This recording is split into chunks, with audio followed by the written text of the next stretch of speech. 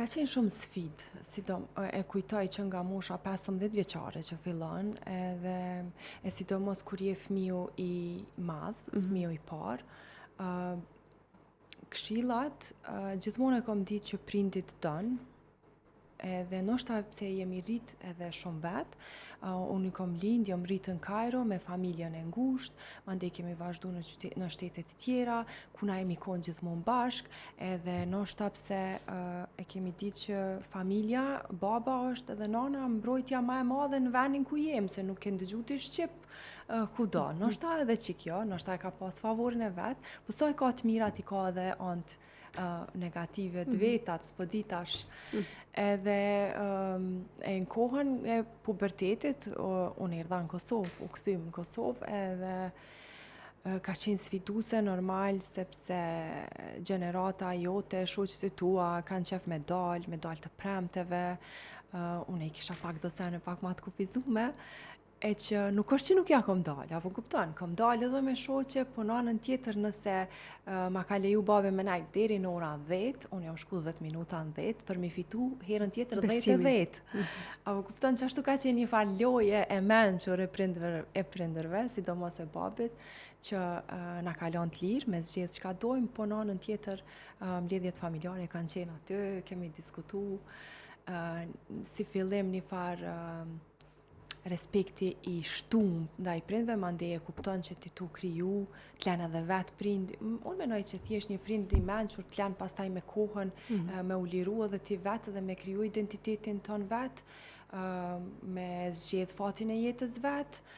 me shku në universitet vetë, me zgjedh drejtimin që ti e don vetë, po edukata me qenë ajo e fëminisë. Unë menoj që fëmijët janë një fletë e bardhë dhe çka të shkruajshën ta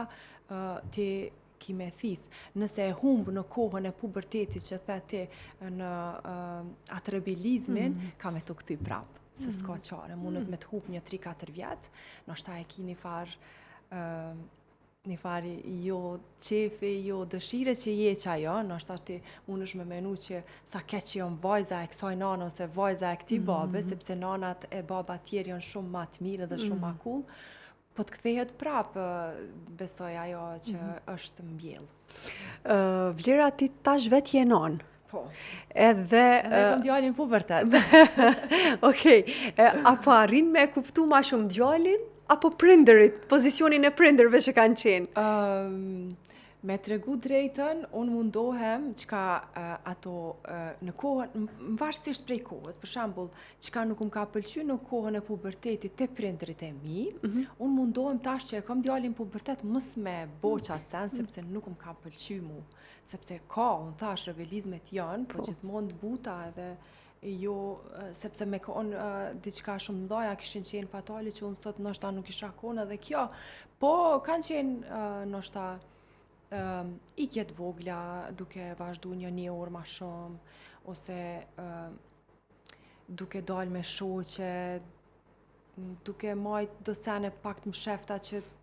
si krejtin e gjera që i kanë. E tash unë mundona pak ma ndryshe, se tash unë edhe si fëmija i matë që isha, unë e kisha obligim gjithmonë edhe për motrat e mia, sepse babi gjithmonë më theke që nëse ti ki me shku rrugës të keqe, atëherë unë jam një prind i dështuar dhe ti më ke dështuar edhe te motrat e tua, sepse ato kanë me të pa ty.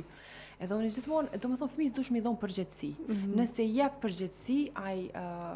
besoj që e merre kryen me sukses. E njëjtë tash edhe me djalin. Tash po munona me qenë pak ma moderne se sa prindëri atëherë. Nuk e dia e kom mira jo, po